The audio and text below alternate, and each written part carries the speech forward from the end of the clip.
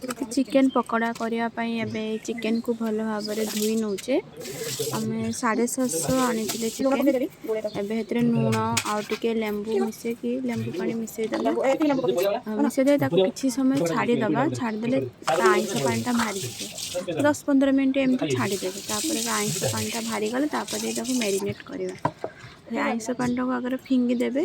तापर एबे लुण हलदी लंका गुंड गरम मसला आपणकर अंडा आउ कॉर्नफ्लोर देके एबे मैरिनेट करी रखिदबा किछि समय पाई एबे टिके कलर पकेली फूड कलर न पकेले कलर आसी पकेछि घर तो खाया पाई बना हो तो अल्प ही पड़ी एबे गरम मसला पकेली मो पाखे थिला तंदूरी मसला ताकू ही पकेली एबे गुटे अंडा ही पकाउजे 750 चिकेन रे गुटे अंडा काफी आ बेसी अंडा पकेबे मोटा लेयर हो जिवो आ गुटे अंडा ही काफी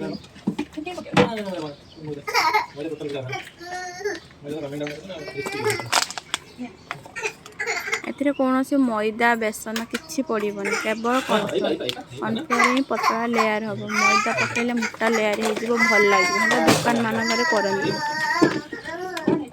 घरे बनइले केवल कॉर्नफ्लोर ही बनइबे भल लगे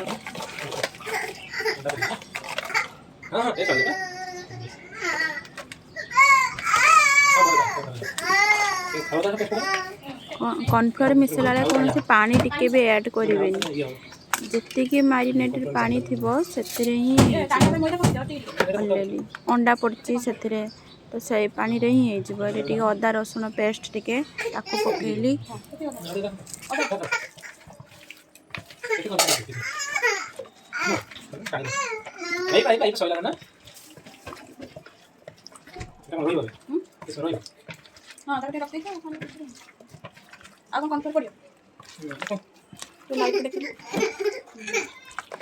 भल से मैरिनेट कला पकड़ा छुआ कम से कम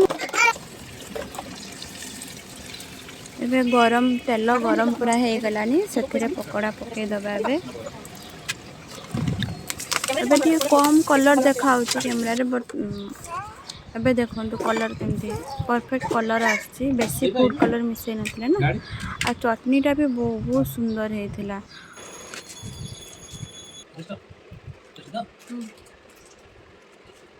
बढ़िया चिकन पूरा हम जूसी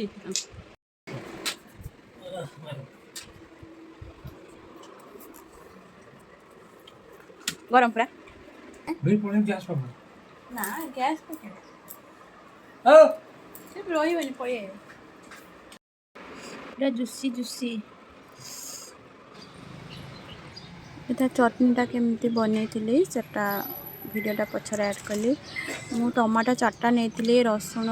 3टा कोड़ा नहीं 2टा कोड़ा नहीं पूरा फुल रसुण आउ लंका आपण हिसाब रे पके मु तो अल्प लंका पकईली ताको पत्थर में आगे धोईदेवे लंका को आगे बतरी बॉयल करदबा बॉयल कला पर ही ताको ग्राइंडिंग करिया एबे ताको बॉयल हो सारानी एबे ताको उजार देली पानी काटदेली पूरा शुक्ला करदेली तापर आको एबे ग्राइंडिंग करदबा ग्राइंडिंग कला पर ही ताको ग्राइंडिंग कला बेले लुण ऐड करदेवे भल टेस्ट आसो पचर चाहिए भी लुण ऐड करे लुण टे अधिक चटनी को ग्राइंडिंग करदे गरम तेल टे जीरा पकईकी से चटनी पकईदेली चटनी मैं कंचा स्मेल टे थी जदि सी भी पड़ेब आ तेल टे कले भल लगे स्टोर भी करके रखिपारे आपको मोमो सहित भी खाईपारे एमती पकोड़ा सहित भी खाईपारे अब रेडी हो गलानी आम चटनी।